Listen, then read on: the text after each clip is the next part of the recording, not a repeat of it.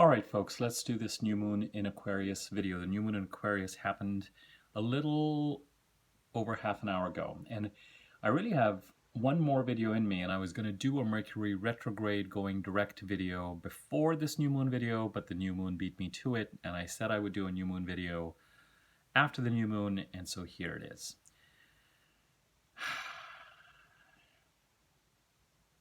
It's a new moon that is conjunct Saturn. And if you look at other videos or other information, remember that when I do these videos, I'm catering to multiple audiences. People who know their chart, people who know astrology to varying degrees, and people who don't really know and understand their chart and don't know astrology at all. So I'm going to try and, it's a general reading, I'm not looking at your chart, so I'm going to try and cater to all those audiences to some extent. It's a new moon in Aquarius conjunct Saturn. A lot of the videos and material out there are talking about a couple of transits, specifically the new moon squaring Uranus and Venus trining Uranus. For me, both the square to the Uranus, both the square to Uranus and the Venus is trine to Uranus have happened before the new moon. Before the new moon. And I'm saying that again only because it's not as if it isn't important, and it's not as if it isn't relevant information, but it's important and relevant that both those transits, for people who are following this astrologically, have happened before the new moon. So the new moon will build on those transits as opposed to encode those transits. What this new moon is, in an unqualified manner, is conjunct Saturn. The new moon is also occurring at a time when Mercury is retrograde for a few more days. Mercury goes direct on February the 4th. So it is a new moon that encodes a Mercury retrograde over the next 28 days. But none of that is as important to me as the primary surrounding transit around this new moon, which is that Pluto is trining the North Node. And by the time we get to the full moon in Leo, 14 days from now, that trine will already have occurred. And I did a video yesterday on all the planets in Capricorn, and Pluto is in Capricorn, trining the North Node in Taurus. And as I have already mentioned to you, September 19th to November 19th, 2021, new set of energies and a transformation needed in the part of your chart where Capricorn sits, the house it occupies and what that house stands for, to support these new set of energies. As part of this birth canal that we're going through, we've had Venus retrograde in Capricorn until a few days ago when it went direct, and Mercury retrograde right now in Capricorn, getting ready to go direct. And both Venus and Mercury retrogrades conjunct Pluto, conjuncted or are planning to conjunct Pluto. And as you head into early March, Venus and Mars will conjunct Pluto and then enter Aquarius together. What all of this means, I covered in yesterday's video, and I'll put a link to it at the end of this one. No matter, both the new moon conjuncting Saturn and the fact that Mercury is retrograde at the time of the new moon have to be understood within this powerful, transformative, no matter how quietly transformative, powerful, transformative energy that is currently at play, where a certain part of our life needs to be transformed and will continue to be transformed during the rest of February and into March, into early March, in order to support the new set of energies that are going to take root. And in order to remain aligned with the highest expression of these energies in your life, it is important to remain as present as possible. And with this new moon conjunct Saturn, it is time to get real, which is going to be the title of this video. I toyed with another title, which was Building a Strong Foundation, and I like it, but I'm going to go with Get Real. It's more relevant. When it comes to building a strong foundation, you have to make sure that you are building a foundation, but you also may have to make sure that that foundation does not have cracks or faults in it. And so we come to this idea, again, of looking forward and building a foundation for this forward energy, and at the same time cleaning up past stuff that needs to be cleaned up in order to establish a foundation without cracks or failures. This energy of cleaning up past issues in order to move forward was with us for the second half of 2021, and is especially resonant right now, because even though the Saturn-Uranus square, which was the big transit of 2021, is no longer active, or as active as it was in 21, this new moon is very resonant to that energy. And for astrology aficionados, as I have said to you, wherever this North Node energy is in Taurus, and wherever, and the fact that Uranus is in Taurus trying to create greater authenticity and liberation wherever Taurus sits in your chart, for non-astrologers, whatever these new set of energies are that started to make their presence felt between September 19th and November 19th, they are dependent on responsible choices, both to set a new foundation where Aquarius sits in your chart. It's a new moon in Aquarius, and Saturn is in Aquarius till March 2023. Saturn was in Aquarius all of 2021, all of 2022, part of 2023. Jupiter was in Aquarius for much of 2021. So this new beginning energy has already been created in the sign of Aquarius last year. Where does Aquarius sit in your chart? What house does it occupy? What does that house stand for? Now it leaves behind Saturn. And when you're dealing with a square, like the Saturn-Uranus square, the faster moving planet, Saturn, has to take the action that is necessary to allow Uranus to create the authenticity that Uranus is trying to create in the sign of Taurus. So when it comes to Saturn, we talked about, most commonly, I will describe behaviors that have gone on for the past 28 years that are not serving you, that are not serving your highest and fullest potential. This can typically be behaviors and patterns and boundaries that have not served you, and wherever Saturn goes, he has a tendency to bring up the lessons over and over and over and over again over this 2-something-year period.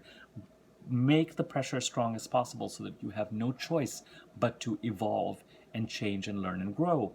Another way of describing Saturn, which I do and other astrologers do, is to describe him as the strict teacher, the teacher who believed that your results are dependent on your efforts and the quality of your efforts, the teacher who makes you wake up at 5 o'clock in the morning and go run 5 laps around the field, assuming those 5 laps are going to help you, right? Saturn is a planet that puts you through the ringer, that makes you work really hard, that makes you work on yourself and conquer your demons, be they procrastination or whatever they might be, a lack of self-worth, whatever it is that is standing in the way of your fullest potential. Saturn rules time, space, reality, the 3D matrix, the planet Earth that we live in, rules time. It rules karma, so it rules the quality of our effort and our intention. And Saturn is not a planet for wishing and hoping.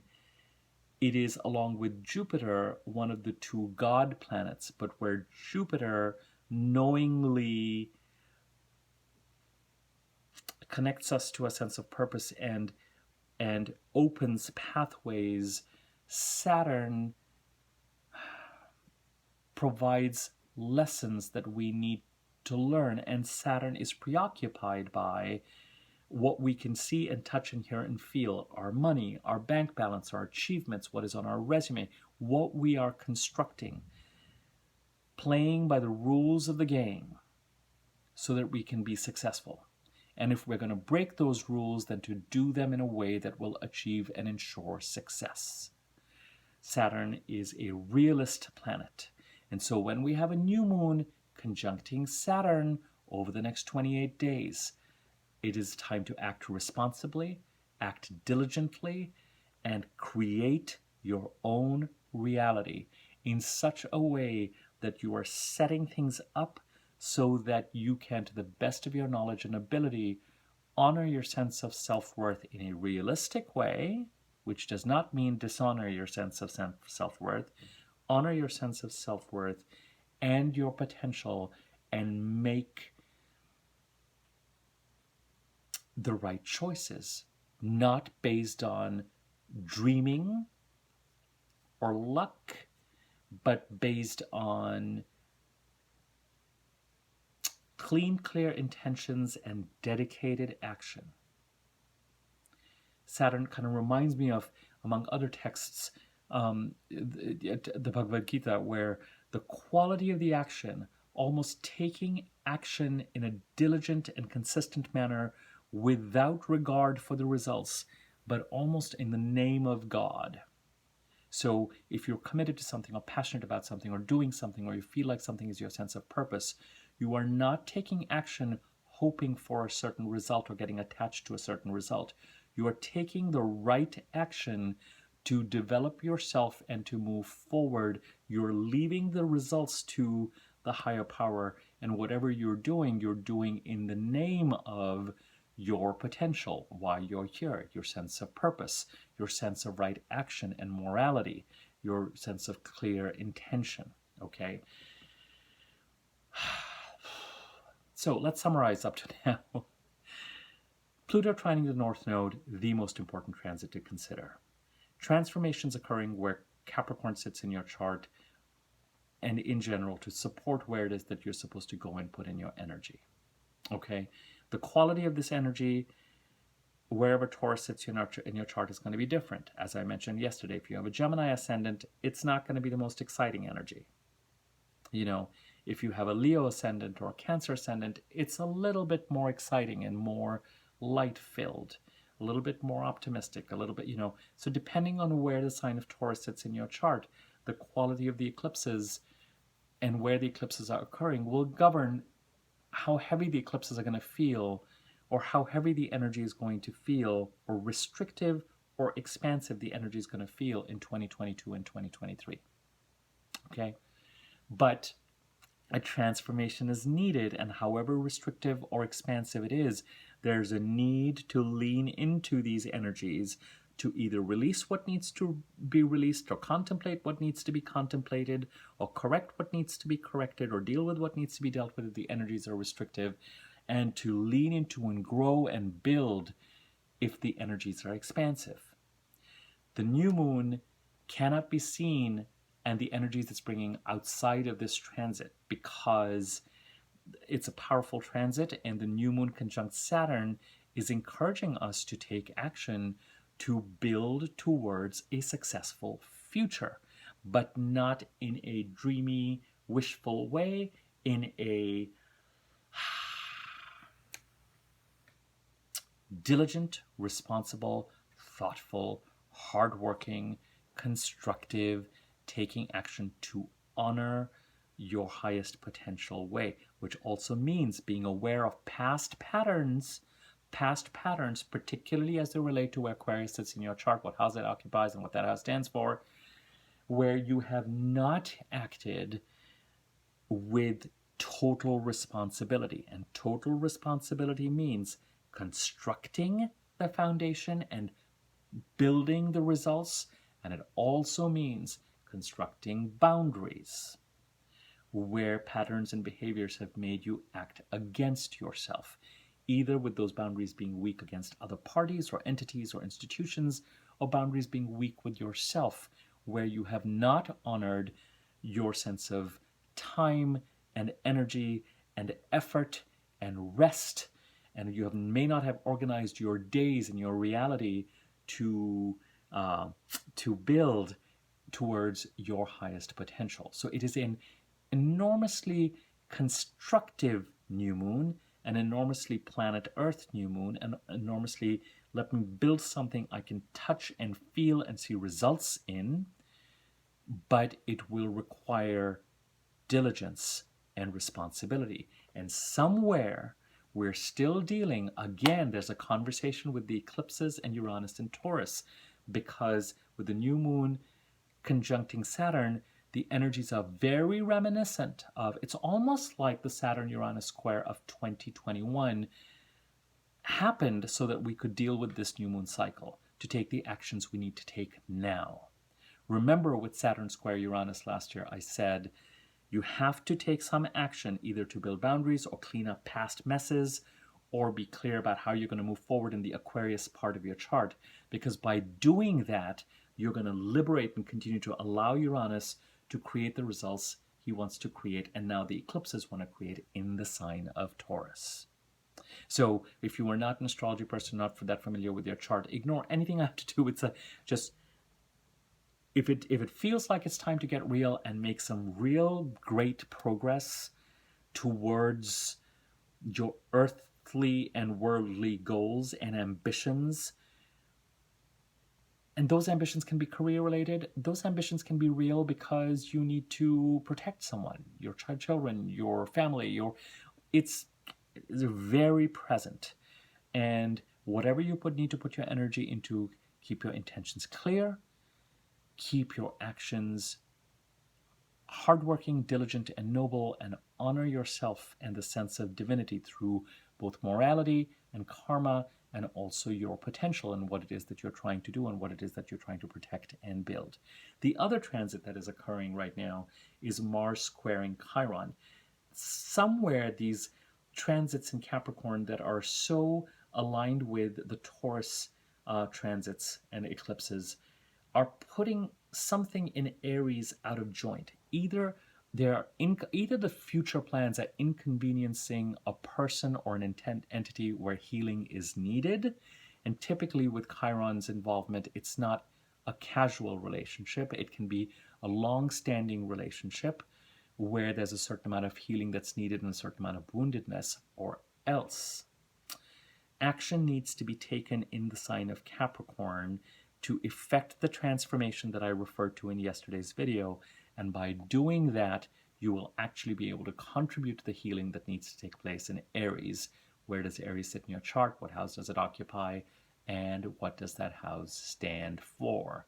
So Chiron's healing transit in Aries is dependent on Mars taking action in Capricorn to make the right decisions in the Capricorn, and to affect and avail of the transformation that is trying to occur in Capricorn to support the Taurus eclipses, and also and by doing that, it will also facilitate the healing in the Aries part of the chart. Okay, so new moon conjuncting Saturn, primary, and I would argue only transit that is relevant right now. The fact that Mercury is retrograde, and even though Mercury goes direct on February 4th, the fact that that's imprinted into this new moon doesn't bother me too much, because the Mercury retrograde is part of these Pluto conjunctions in Capricorn and transformation that is contributing to this forward movement that started to announce itself between September 19th and November 19th last year, and that is so thematically important in 2022 and to some extent in 2023. It may be that we're cleaning up past issues again. It may be that older goals are coming in to be worked on at this point in time. And it could be that there's a processing and a need to process old lessons and go back to the drawing board, but to remember your intention and to not take actions that are going to be against yourself. New moon conjunct Saturn. New moon in Aquarius, ruled by Saturn and Uranus. Here's that Saturn-Uranus square again. Saturn is in Aquarius in its own sign. So Saturn is both the ruler of the new moon and one of the dispositors of the chart. Uranus is in Taurus.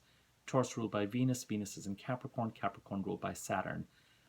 Not only is the new moon conjunct Saturn, Saturn is the dispositor of this chart too. So time to get real. Not time for fantasy thinking. There's nothing wrong with being inspired. But it is time to chop wood, carry water, bake the bricks, mix the concrete, build the foundation on which a really strong edifice can form. And that includes ensuring that past things that need to be cleaned up, that are vulnerabilities, can be cleaned up so that the foundation is strong. The foundation is being built in the sign of Aquarius. Where does Aquarius sit in your chart? What house does it occupy? What does that stand for? And by building this foundation, you will continue to contribute to the eclipses and Uranus's transits in Taurus, as well as contribute to and build on all these Capricorn planets supporting those Taurus eclipses in Uranus, whatever. So and Uranus's transit there. So new moon transit covered, 2 key transits, Pluto trine North Node and Mars square Chiron covered, and the dispositor covered. I will leave it at this. Comment, subscribe to my YouTube channel, click on the bell icon next to the subscribe button so that you're notified when I do new videos, share, holler, whatever. I am going to do another video on Mercury going direct tomorrow, and so until then, thanks, bye.